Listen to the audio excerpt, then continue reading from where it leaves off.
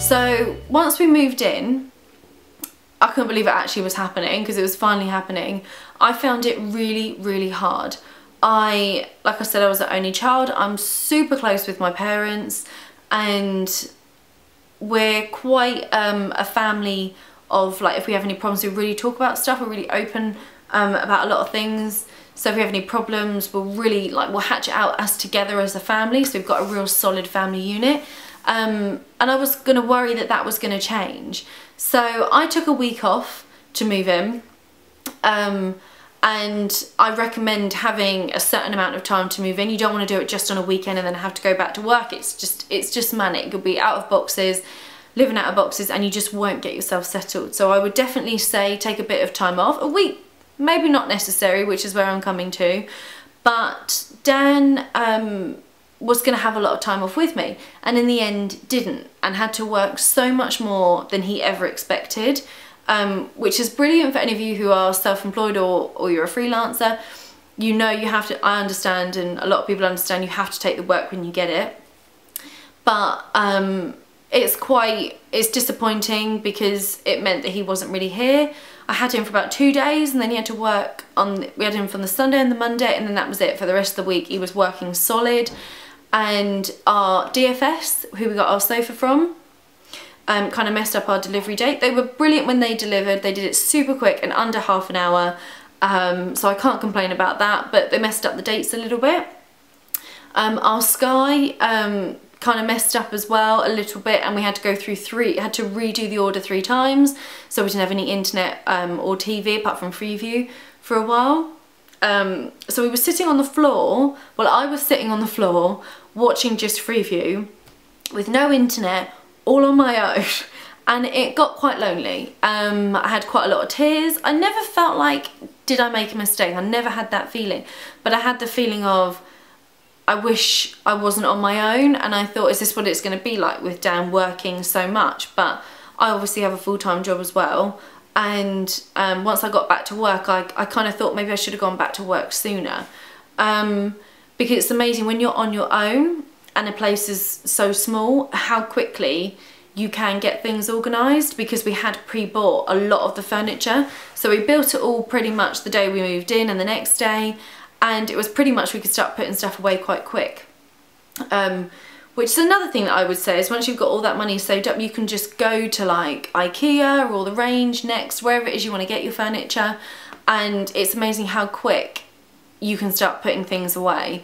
And once it got to a couple of days in, I thought, I've had enough of being on my own, I'm lonely, and I started to get a little bit down, but not really down, just kind of really quiet. So when Dan would get home, he wouldn't really want to talk, because he'd been at work all day, but I was desperate to talk because I'd been so quiet, and he didn't really want to. So it was really frustrating. And his job, he does, he doesn't want to, he talks all the time at work, so he doesn't want to talk when he gets in, which I understand, but it was quite lonely, and I did find it really, really hard. As soon as I went to work, it was amazing how much I then really appreciated it being my home, and how quickly I got used to it, and how fun it is to invite your parents over and have little snacks and have your friends over without having like your parents around. And it's amazing, that freedom. It's hard work, you know, it's not all glamorous. It's hard work with all the, like, the laundry and the cleaning up and the food shopping and setting up all the direct debits and everything is hard, but you get there eventually. And then when you realise, oh, I've only got one more thing to do, it's amazing actually how much you get into a routine and how it settles.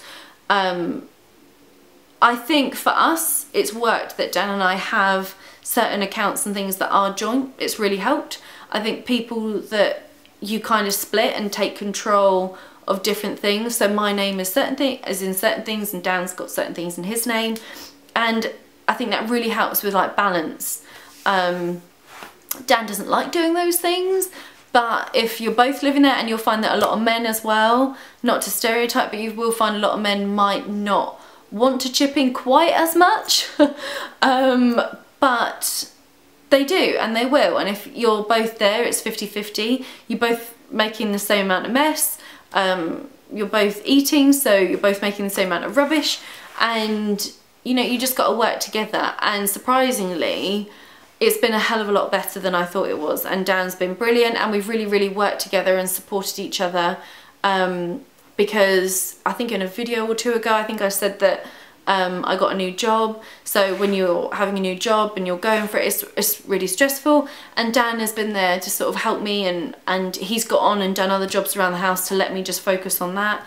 And that's the thing I will say is really lovely, is once you've moved in and you do help each other out, those are the times that makes it feel really special, because you've got someone there to help you instead of doing everything on your own. My family have been absolutely brilliant and have really helped us out and brought us some amazing gifts. And yeah, and my friends have been over and they've brought us gifts as well, and it's been really lovely. So it's a hard thing to do, and it's a big change. I think it's the first real big change in your life if you don't get married first or have children first.